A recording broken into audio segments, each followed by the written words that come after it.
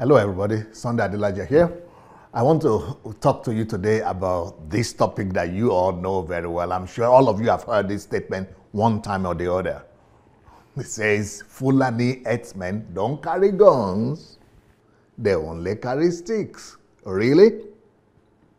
Well, this statement was made by the head of Miyeti Allah Fulani Social Cultural Organization, Mr. Bello Abdullahi Bodeji, I think his name is Bodeji. And he's the one that claims, and he said this all the time, right? That Fulani herdsmen don't carry weapons, they don't carry arms, they don't carry guns, they only carry sticks. But the most important, what makes this phrase famous is our president, my president. President Muhammadu Buhari. Now, you know, when I did one of my last videos on President Buhari, how he should respond to President Obasanjo's letter, some people said, oh, Pastor Sunday is just speaking with two mouths. He used to support Buhari and now he's against Buhari. No, I'm not against Buhari. I'm still a staunch supporter of Buhari, but the truth must be told. So this statement became popular when Muhammadu Buhari, our president, went to America and had a meeting with Mr. Trump. And at that meeting, he made the same statement that the herdsmen don't carry guns or weapons or arms, they only carry sticks. Well, I believe him. I believe him. But the only problem is the reality we are facing in Nigeria. When I look right now into social media and internet, I've seen many, I'm sure many of you have seen this picture of herdsmen or supposedly herdsmen, people who pretend to be herdsmen, carrying guns, carrying AK-47, Kalashnikov. They carry it, and with cows and cattle all around them. So who are these people carrying guns? So let's even assume, let's believe the president, let's believe the Miyeti Allah, that these people are not herdsmen. Herdsmen only carry stick. So what does that mean? What that tells me is we have to learn again from Obasanjo. I'm sorry, I've got to use the Obasanjo example again. Because if these people are criminals, if they are bandits, then we've got to resolve to Obasanjo's solution.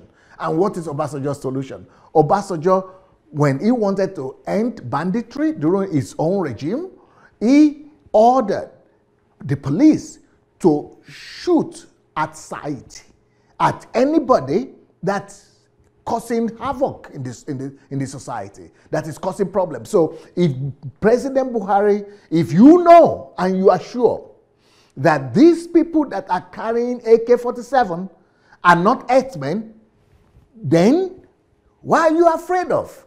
You shouldn't be afraid about anything. Give the order to the military and give the order to the police to shoot at sight.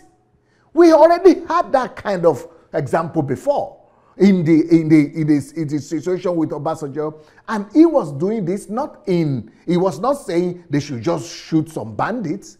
He was actually specifically speaking about OPC. OPC was a Yoruba group, militarized group of Yoruba men that were trying to, be a paramilitary organization in the Southwest. And Obasanjo himself, we know he's from Southwest, he's a Yoruba man. Being a Yoruba man, he ordered that these Yoruba people should be shot at sight. And he's not saying shoot them maybe if they go and cause havoc in the north or in Abuja or in the east. No, he is telling the police and the military to shoot them at sight right there in Yoruba land.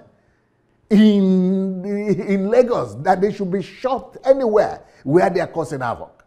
So, because they were going against the law and they were causing trouble. This is how that problem of banditry was resolved during Obasanjo's regime. So now, you too, Mr. President, you represent, you are the Fulani tribe. And you are coming from, you are coming from the tribe where people are accusing these days that are causing the havoc. Why don't you give the same kind of command and tell the whole nation, let people see your seriousness and commitment, that since these people are not real herdsmen, now these people who are carrying guns should be bandits. Let's deal with them the way bandits were dealt with in this same country. Now, believe me, I am not in favor of this kind of, shoot at sight, extrajudicial kind of, actions. But at least the statement itself could curb the boldness of these, bandits that are carrying guns. When they know that the order is given, and when the whole nation hears that the government is not going to tolerate this, and that the order is out there, if that anybody could even catch them, and when they know that there is a danger waiting for them like that, banditry will fall automatically, just like it did during the time of Obasanjo. Now, but why is it the problem with people like me and many other people in the country is, why is it that the president is not being as ruthless as it used to be? Even during this last election this year, President Muhammad Buhari said the military should be ruthless against people who snatch ballot boxes. So if you could say they should shoot at sight, or they should shoot people who snatch ballot boxes, why can't you say the same thing in regards to the bandits that are hiding under the name of Fulani Herdsmen? If they are not really Fulani Herdsmen, you don't need to be concerned about any counter-attack from your people. You just need to let them know that we are dealing with bandits.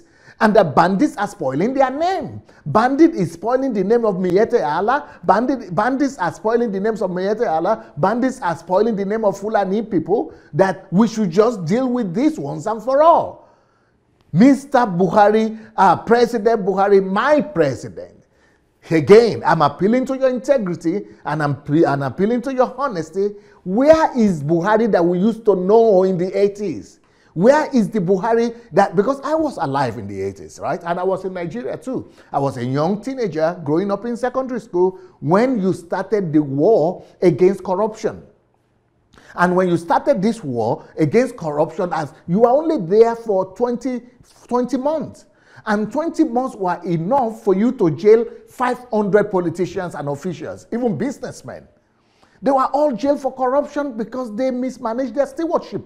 What has happened to that, Buhari? Is it just because you are no more military? Do you need to be a military man to uphold integrity? Do you need to be a military man to be tough on crime and on corruption?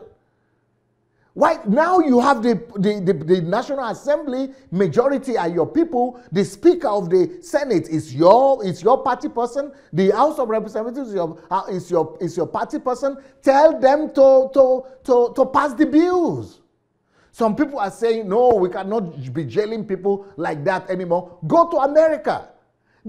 Some people, they jail them for 100 years, 200 years, 400 years. Go to Singapore.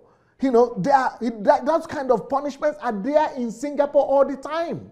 So we need a president that will come back to who he used to be. That will come back to, the president that the Nigerian people voted for. The reason why I supported President Buhari is because I remember those days when he was a disciplinarian, when his government with his assistant Tunde Idiagbon, when they were serious about changing the landscape of Nigeria.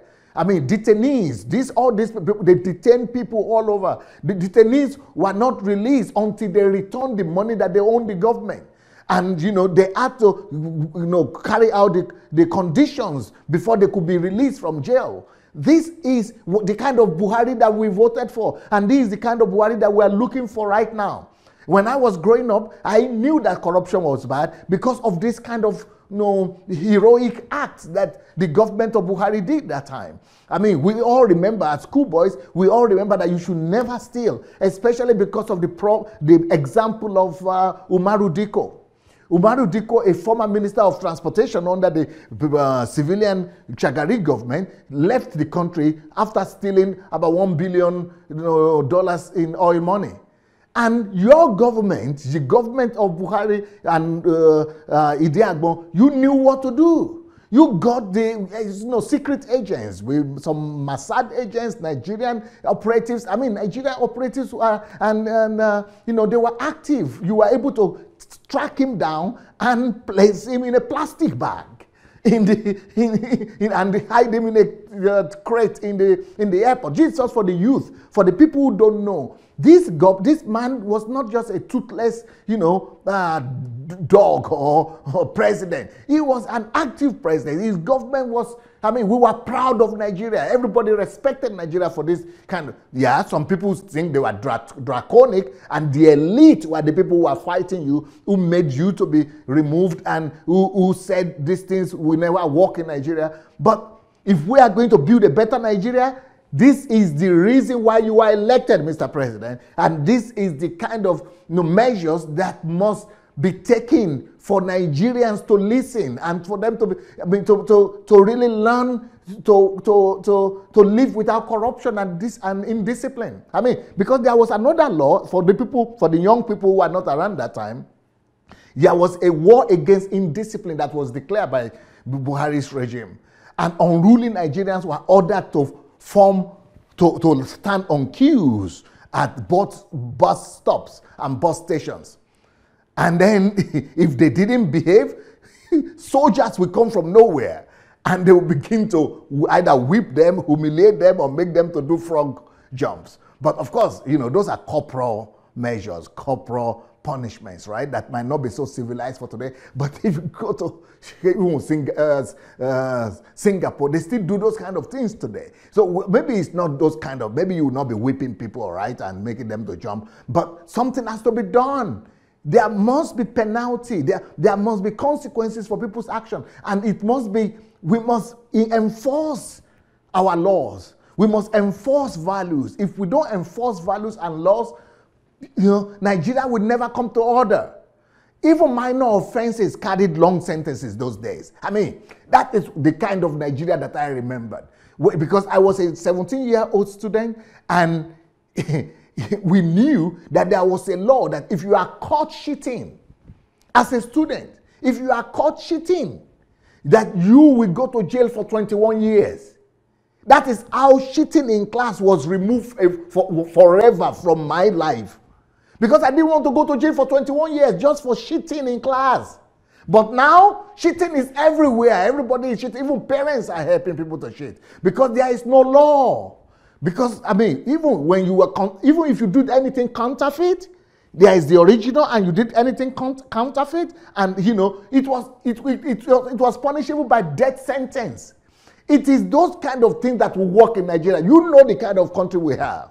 If there are no real consequences, and it is this kind of thing that pushed the elite to organize the coup that removed Buhari that time. But why that same Buhari is unrecognizable now? Why that same Buhari is so docile? Why that same Buhari is non-active, just under the canopy of democracy? Is what is throwing the country into chaos. The price of your docility is the chaos that the country is in now. The country has been hijacked under your watch by bandits just because you want to be a Democrat. Hey, we need a commander-in-chief that will bring order, that will bring virtue, that will make our people a virtuous people again. I remember when I was growing up, everybody knew what they called Decree 20. Decree number 20 was everywhere. And it made it illegal for you to do bunkering. Go to Niger Delta now. Go to South. Bunkering is everywhere.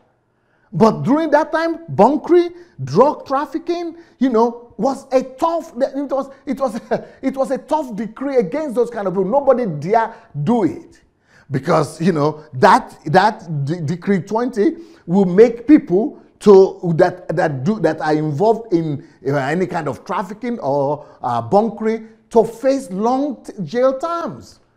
So this approach to crime is what we want President Buhari to introduce again.